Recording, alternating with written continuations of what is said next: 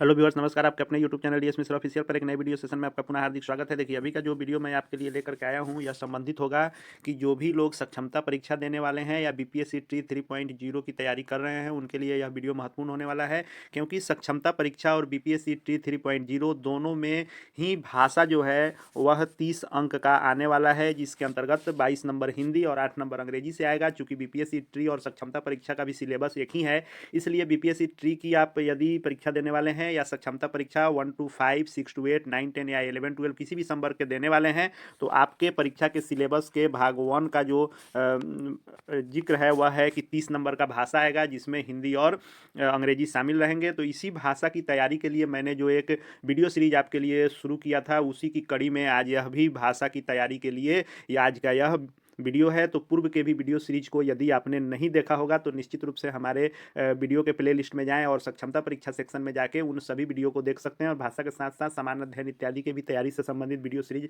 लगातार लाए जा रहे हैं, उसको भी देखकर आप उसका फ़ायदा उठा सकते हैं। और आज का जो मैंने वीडियो लिया है तो भाषा में मैं अपने द्वारा हस्तलिखित जो प्रश्न हैं उससे भी मैं लगातार वीडियो बना रहा हूँ, और साथ ही साथ जो प्रश्न पूछे गए हैं उनसे भी मैं वीडियो बना रहा हूँ। तो आज की कड़ी में होगा कि जो बीपीएससी ट्री में क्वेश्चन पूछे गए थे उनको मैं लेकर के आया हूं, और इसमें मैंने जो बीपीएससी ट्री 1 की जो परीक्षा हुई थी उसमें जो भाषा की परीक्षा हुई थी उसके प्रश्नों को मैं लेकर के आया था इसके पूर्व में भी, और उसमें मैंने 26 से 50 प्रश्नों को देख लिया था। उससे आगे के प्रश्नों को इस सीरीज में हम लोग जारी रखने वाले हैं। तो वीडियो में अंत तक बने रहिएगा। और यदि हमारे चैनल डीएस मिश्रा ऑफिशियल को अब तक सब्सक्राइब आपने नहीं किया है तो चैनल को सब्सक्राइब करके बेल आइकन को प्रेस कर लेंगे, क्योंकि आगे भी शिक्षा जगत एवं शिक्षकों से संबंधित तथा सक्षमता परीक्षा बीपीएससी 3.0 के हर लेटेस्ट अपडेट की जानकारी आपको मिलती रहे।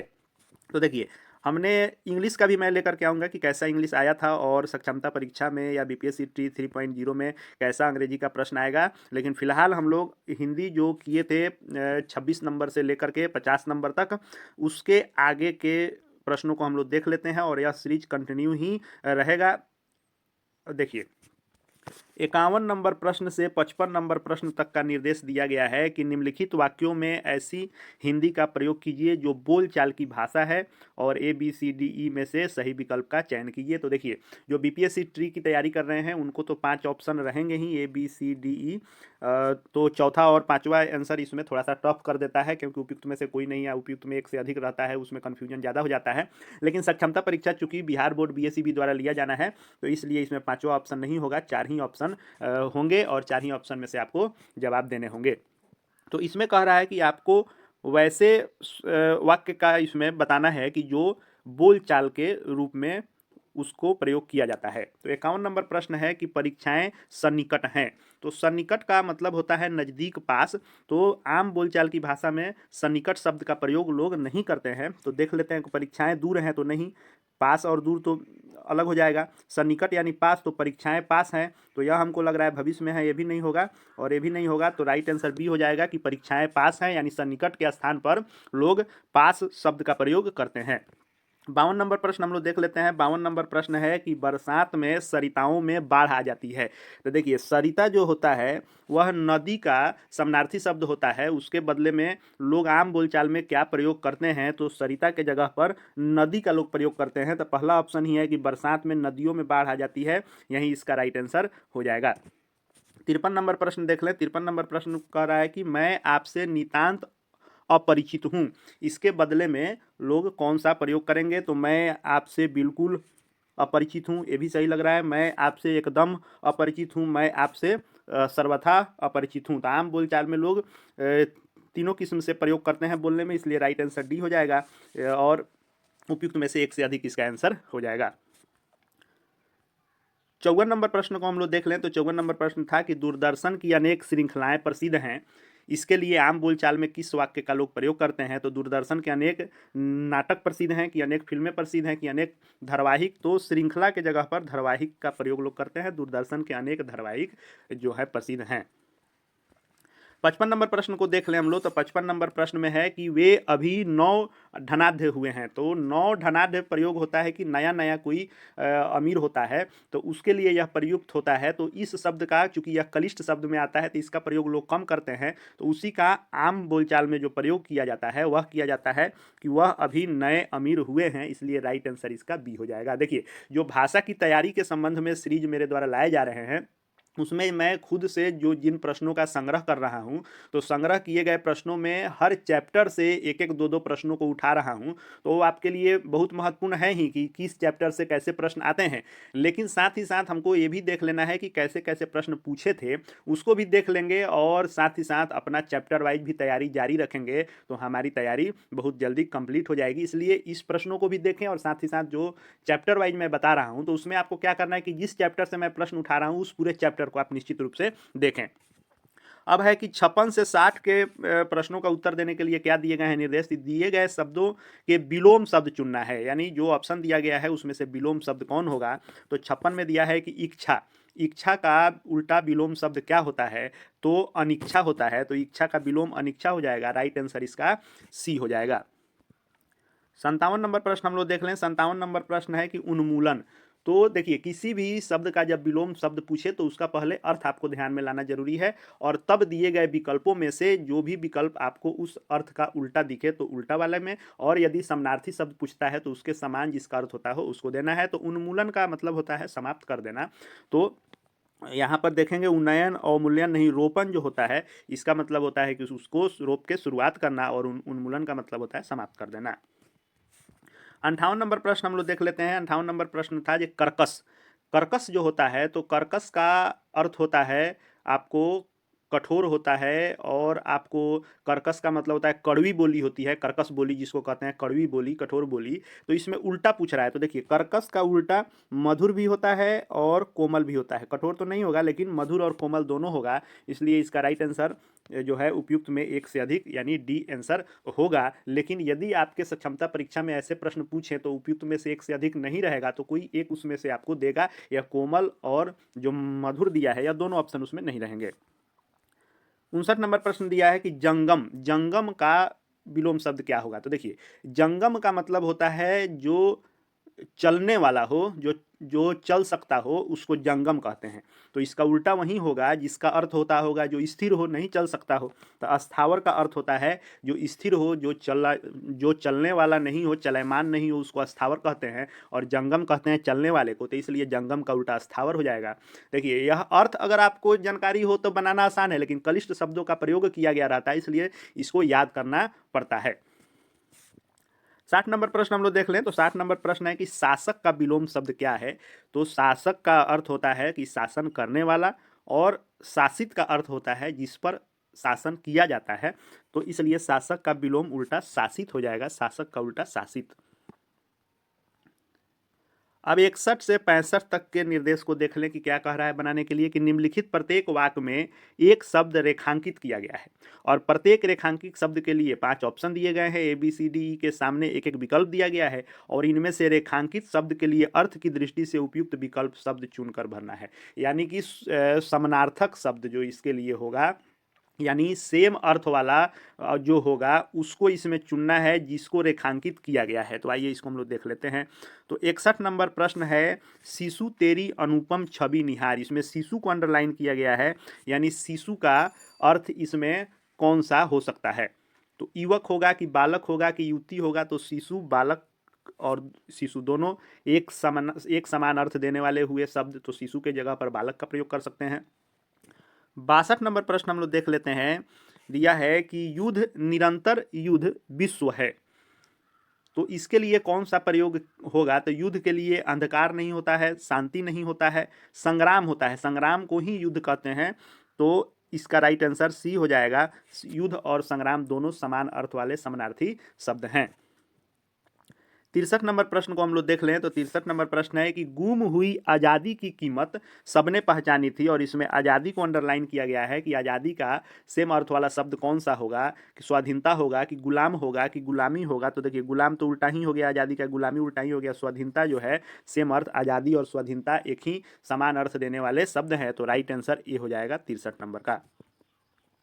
64 हमको देखना है, तो 64 दिया है कि जिसको सुन रिपू के दिल टूटे, और यहाँ रिपू को अंडरलाइन किया गया है कि रिपू के बदले कौन सा अर्थ का हम लोग सेम अर्थ वाले शब्द का प्रयोग करते हैं। तो रिपू के लिए शत्रु करते हैं कि आरी करते हैं कि आराती करते हैं, कि उपयुक्त में एक से अधिक की कोई नहीं, तो शत्रु और रिपू एक ही होता है। आपने समानार्थी शब्द को याद किया होगा, उसमें यह मिला होगा। 65 नंबर प्रश्न है सोम सुधा बरसाता, तो यहाँ सुधा को अंडरलाइन किया गया है कि सुधा के लिए कौन से समानार्थी शब्द का प्रयोग हम लोग करते हैं, और ऑप्शन दिया हुआ है अमृत, अमृत, पीयूष। तो शुद्ध अमृत यह है, तो अमृत का प्रयोग किया जाता है सुधा शब्द के बदले में, मतलब समान अर्थ के लिए। 66 नंबर प्रश्न हम लोग देख लेते हैं। 66 से 70 तक का क्या निर्देश है कि निम्नलिखित में जो शब्द दिए गए हैं, तो इन शब्दों के 5 विकल्प दिए गए हैं, और इसके जो सही उत्तर होंगे विकल्प को चुनिए। और शब्द क्या है कि यह समान शब्द दिया गया है, और इसके लिए जो संस्कृत के शब्द का प्रयोग किया जाता है उसको हमको बताना है कि कौन सा शब्द होगा। संस्कृत नहीं, इसको जो संस्कृत का ही मूल रूप जो हिंदी में लिया जाता है, जिसको हम लोग तत्सम शब्द कहते हैं, तो उसको चुनना है कि दिए गए विकल्प में से कौन सा शब्द वह होगा, तत्सम शब्द कौन होगा। तो यहाँ जो संस्कृत से मूल रूप में लिए गए रहते हैं हिंदी में, उसी को कहते हैं हम लोग तत्सम शब्द। तो खग का तत्सम कौन होगा, तो देखिए खग का तत्सम होगा विहग, विहग से खग को लिया गया है। अगला प्रश्न हम लोग देख लेते हैं 67 नंबर प्रश्न, गणेश। तो गणेश एक दंत को गणेश कहते हैं कि नंदी को कि नंदन को, तो आपने सुना भी होगा एक दंत दयावंत। तो एक दंत का मतलब जिनका एक ही दांत है, एक दांत जो गणेश जी का टूटा हुआ है, इसलिए एक दंत का भी प्रयोग उनके नाम के लिए किया जाता है। तो यह जो एक दंत होगा, यह इसका राइट आंसर तत्सम शब्द के रूप में हो जाएगा। 68 नंबर हम लोग देख लेते हैं कि काक शब्द का जो प्रयोग किया जाता है वह किस शब्द से लिया गया है तत्सम के लिए। तो फिश फिश की काग की पिसुन, तो काग शब्द से काक शब्द बना है, तो राइट आंसर इसका काग हो जाएगा। 68 नंबर हम लोग देख लेते हैं, 68 देख लिए। 69 नंबर देख लेते हैं ठग। ठग शब्द किससे बना है, जालसाज से बना है, खौफ से बना है कि त्रास से बना है, तो जालसाज से ठग शब्द बना है। 70 नंबर प्रश्न हम लोग देख लें, तो 70 नंबर प्रश्न है कि देह शब्द जो होता है, तो देह के बदले में कौन सा इसमें से होगा। तो देह का वपु, क्षीर, पय, तो वपु जो होता है वपु तत्सम शब्द से ही देह शब्द बना है।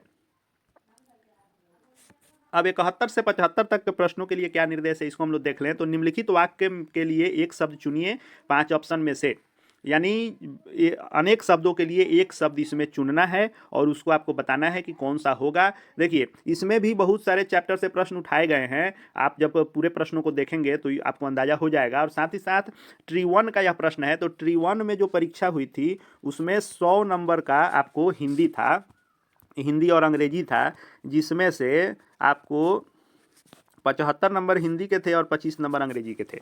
लेकिन वहीं ट्री 2 की बात कर लें, तो ट्री 2 में जो परीक्षा हुई, तो उसमें ट्री 2 में भाषा के 30 प्रश्न थे, इसमें भी हिंदी और इंग्लिश के जो प्रश्न थे, तो इसमें क्या किया गया कि 22 नंबर हिंदी के और 8 नंबर अंग्रेजी के। लेकिन बीपीएससी ट्री में यह पासिंग होता है, मेरिट में नहीं जुड़ता है, और सक्षमता में मेरिट में जुटने वाला है। इसलिए सक्षमता की दृष्टि से भाषा का आपको तैयारी करना और महत्वपूर्ण हो जाता है, क्योंकि रिजल्ट में मेरिट में इसका नंबर पूरी तरह से जुटने वाला है। तो इसलिए जो भी वीडियो सीरीज आया मेरे द्वारा लाए जा रहे हैं, उसमें हमारी कोशिश हो रही है कि लगभग सभी चैप्टर के प्रश्न उठाए जाएं, और साथ ही साथ प्रीवियस ईयर जो भी पूछा गया है, चाहे बीपीएससी ट्री हो या बीएसईबी द्वारा, उन सभी को लाने की कोशिश हो रही है कि आपको उससे फायदा हो। तो देखिए यह है कि अनेक शब्दों के लिए एक शब्द कौन सा होगा। तो 71 नंबर प्रश्न है कि जिसके आने की तिथि न हो, तो जिसके आने की कोई तिथि न हो उसी को तो अतिथि कहते हैं, तो राइट आंसर ए हो जाएगा इसका। 72 नंबर प्रश्न हम लोग देख लें, तो 72 नंबर प्रश्न है कि जो लज्जा से रहित हो। लज्जा से रहित का अर्थ होता है जिसको लज्जा नहीं आती हो, तो उसके लिए हम लोग निर्लज का भी प्रयोग करते हैं, बेशर्म का भी प्रयोग करते हैं, दोनों का प्रयोग करते हैं, इसलिए राइट आंसर डी हो जाएगा, उपयुक्त में से एक से अधिक। वहीं यदि यह प्रश्न बीएसईबी कि सक्षमता परीक्षा में आएगा तो इसमें निर्लज और बेशर्म में से कोई एक शब्द होगा और उसी शब्द को आपको लिखना होगा, क्योंकि उसमें ऐसे ऑप्शन नहीं आपको रहेंगे। 73 नंबर प्रश्न की बात कर लें तो 73 नंबर प्रश्न है कि जो सिंहासन का उत्तराधिकारी है, तो सिंहासन पर राजा बैठता है और उसके बाद जो उसका उत्तराधिकारी होता है वह जो है युवराज कहलाता है। तो जो सिंहासन का अधिकारी हो उसके लिए एक शब्द युवराज का प्रयोग करते हैं। 74 नंबर प्रश्न हम लोग देख लें कि वर्ष में जो एक बार होता है, तो हम लोग जानते हैं कि जो वर्ष में एक बार होता है उसको वार्षिक कहते हैं, जो महीने में एक बार होता है उसको मासिक कहते हैं, और जो सप्ताह में एक बार होता है वह साप्ताहिक कहते हैं। तो वर्ष में एक बार होने वाले शब्दों वाक्य के लिए एक जो शब्द प्रयोग होगा वह वार्षिक होगा। 75 नंबर प्रश्न की बात कर लें तो 75 नंबर प्रश्न है कि जो स्वेच्छा से सेवा करे, तो देखिए जो स्वेच्छा से सेवा करेगा उसको स्वयं सेवक कहा जाता है। तो जो स्वेच्छा से सेवा करे, अनेक शब्दों के लिए एक शब्द स्वयं सेवक का प्रयोग हम लोग करेंगे। तो देखिए आज के इस सीरीज में हमने देख लिया 51 नंबर से 75 नंबर, इसके पूर्व में हमने 26 नंबर से 50 नंबर को देखा था। अब इसमें बचा 76 नंबर से 100 नंबर और 1 से 25। तो 1 से 25 अंग्रेजी है, 76 से 100 तक पुनः हिंदी है। तो आगे भी चूंकि एक ही जो है वीडियो में सारे क्वेश्चन को लाने पर बहुत लंबा वीडियो हो जाएगा, जो आपको देखने में बोरिंग हो जाएगा, इसलिए इसको मैं अलग अलग पार्ट वाइज ला रहा हूं। तो आगे भी सक्षमता परीक्षा या बीपीएससी ट्री 3.0 की जो भी तैयारी से संबंधित वीडियो सीरीज आ रहे हैं, चाहे भाषा हो, समान अध्ययन से संबंधित सभी वीडियो सीरीज को देखते रहने के लिए और शिक्षा विभाग शिक्षकों से संबंधित एक एक छोटी बड़ी लेटेस्ट अपडेट को विश्वसनीय तरीके से देखते रहने के लिए चैनल को सब्सक्राइब करके बेल आइकन को प्रेस कर लेंगे, ताकि आगे जो भी आपके लिए उपयोगी वीडियो आए उसकी सूचना आप तक पहुंच पाए। इस वीडियो को देखने के लिए आपका बहुत बहुत धन्यवाद।